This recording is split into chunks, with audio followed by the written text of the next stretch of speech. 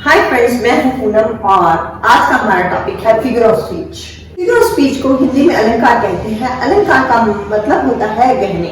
जिस तरह से गहने पहनने से शारीरिक सुंदरता बढ़ जाती है, उसी तरह से ही फिगर ऑफ स्पीच यूज करने से जो लैंग्वेज है उसको एक क्रिएटिविटी मिलती है और भाषा देखने में सुनने में सुंदर लगती है और बहुत ही आर्टिस्टिक और स्टाइलिस्टिक लगती है।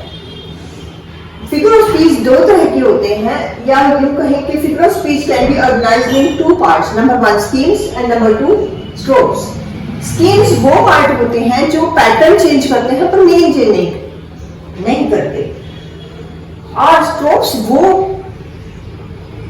फिगर ऑफ स्पीच है जो आपको सामने मीनिंग दिखाई दे रहा है सेंटेंस में, उसे यूज ना करके नॉन लिटरल मीनिंग को वो यूज करते हैं। स्कीम्स जो होते हैं उनके एग्जांपल में आते हैं alliteration, anadiplosis, anaphora, antithesis, asyndeton, कियासमस।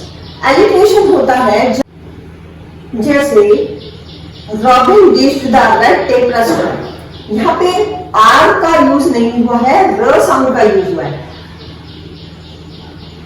Anaphora में स्टार्टिंग में आए हुए वर्ड, एक सेंटेंस में जो स्टार्टिंग में आ गया वर्ड वही दूसरे सेंटेंस के भी स्टार्टिंग में आएगा, तीसरे सेंटेंस के भी स्टार्टिंग में आएगा, ऐसा एनाफोरा में होता है। एंटीथेसिस में दो आइडिया को यूज किया जाता है जो दिखने में कॉन्ट्राडिक्टरी लगते हैं, लेकिन वो एक बहुत ही उसके पीछे कोई वाइज थॉट या फिर कोई विटी मीनिंग छुपा होता है। असेंडेंटल में हम कंजंक्शंस को हटा देते हैं और वर्ड्स को एज इट इज यूज करते हैं। एंटीथेसिस का ही एक टाइप है कियासमस, लेकिन इसमें रिपीटेटिव, जहां से वर्ड शुरू हो रहा है उसके एंड वाले वर्ड से, एंड वाले वर्ड को रिपीट ना करके एंड वाले वर्ड से मिलते जुलते वर्ड को रिपीट किया जाता है। ट्रोप्स नॉन लिटरल करते हैं, मीनिंग को प्रेजेंट करते हैं, जैसे मेटाफर। मेटाफर जो होता है वो ये बताता है एक चीज दूसरी है, वन थिंग इज अनदर। जैसे शी इज अ टाइग्रेस, यहाँ पे टाइग्रेस में शी को कंपैरिजन टाइग्रेस से करके मीन्स वो कोई एनिमल नहीं है, लेकिन एनिमल टाइग्रेस के अंदर जो पावर होती है, she has the same quality of bravery like a tigress. Like टीज होते हैं जब हम दो बार ना करते हैं एक ही चीज को, जैसे शी इज नॉट अगली, शी इज नॉट अगली, मतलब हम उसे कह रहे हैं कि वो अगली नहीं है, बदसूरत नहीं है। मतलब हम उसको ये भी कहना चाह रहे हैं कि वो खूबसूरत नहीं है, हम ये भी कह रहे हैं कि वो बदसूरत नहीं है। तो ये कहने का एक अंदाज है। मैलप्रॉपिज्म में एक कुछ लोगों की आदत होती है, वो इंग्लिश के जो वर्ड्स होते हैं उन्हें गलत प्रोनाउंस करते हैं। जैसे एक्सीडेंट को इंसिडेंट, उसका एक्सीडेंट हो गया की जगह बोलेंगे उसका इंसिडेंट हो गया है, तो वहां पे मैलप्रॉपिज्म होगा। आयरनी होती है कि जब कोई सामने वाला बात तो नेगेटिव कहना चाह रहा है लेकिन कह रहा है उसको पॉजिटिव तरीके से, हाँ है तो बहुत अच्छी, जहां पे अच्छी भी कह रहा है लेकिन एक टोन जो है वो उसके अंदर उनकी एक कॉन्ट्राडिक्टरी फीलिंग दिखाई दे रही है। पैथेटिक फॉलेसी होता है जब हम नॉन ह्यूमन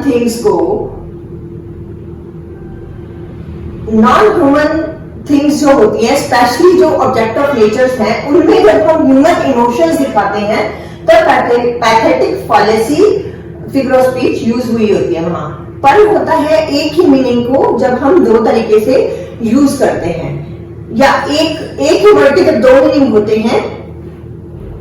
जैसे हम कहते हैं ही पास्ड अवे, वहां पे दो मीनिंग निकलते हैं कि एक तो ये मीनिंग भी हो सकता है कि कोई व्यक्ति अभी वहां से गुजर के गया हो, एक वो भी मीनिंग होता है कि किसी की डेथ हो चुकी हो।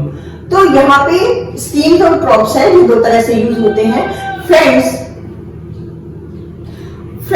मैं आपको ये बताना चाहती हूँ कि मैंने इनके एग्जाम्पल्स अभी आपको यहाँ इसलिए नहीं करवाए हैं क्योंकि मैंने इन सबके शॉर्ट्स बनाए हैं विद एग्जांपल, और उनमें मैंने दो जिन्हें आपका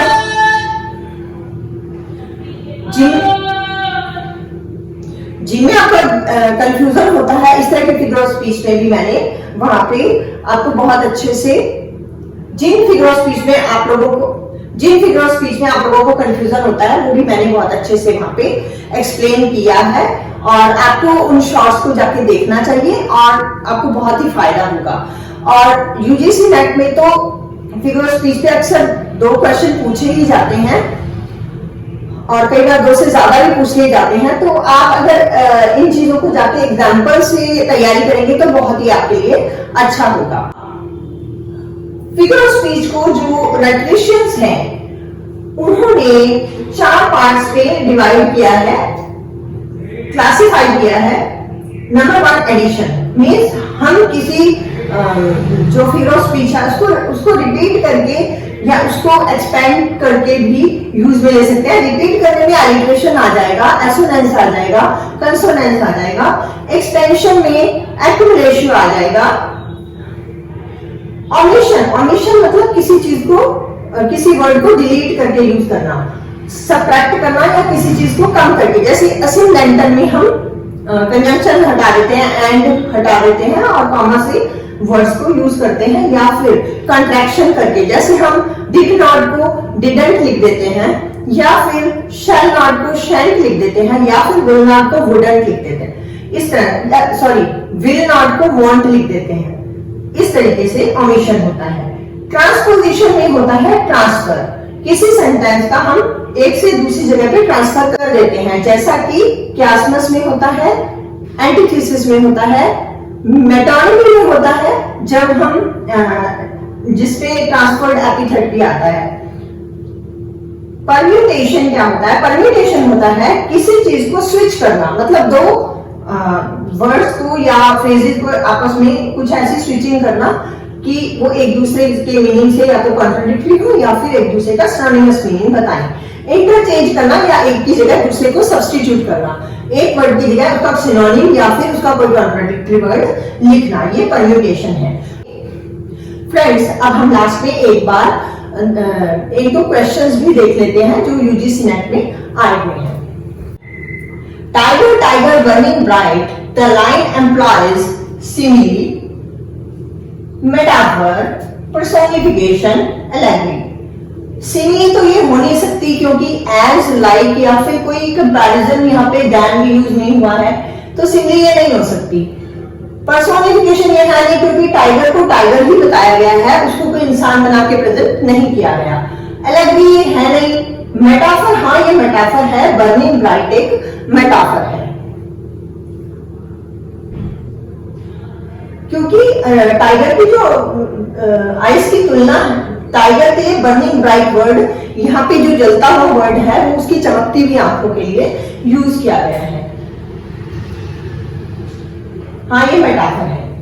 A figure of speech which name of one thing is put, a figure of speech in which name of one thing is put for that of another to which it is in some way related is called metonymy, paradox, climax, oxymoron. Metonymy होती है जो दूसरी चीजों से related होती है, जिसमें metonymy में एक चीज दूसरी चीज से रिलेट की जाती है। पैराडॉक्स एक कॉन्ट्राडिक्टरी सिचुएशन है, कोई फिगर ऑफ स्पीच नहीं है। क्लाइमेक्स में जो इवेंट्स होती हैं वो असेंडिंग ऑर्डर में होती हैं और यहाँ पे ऐसा कोई बात नहीं की गई है।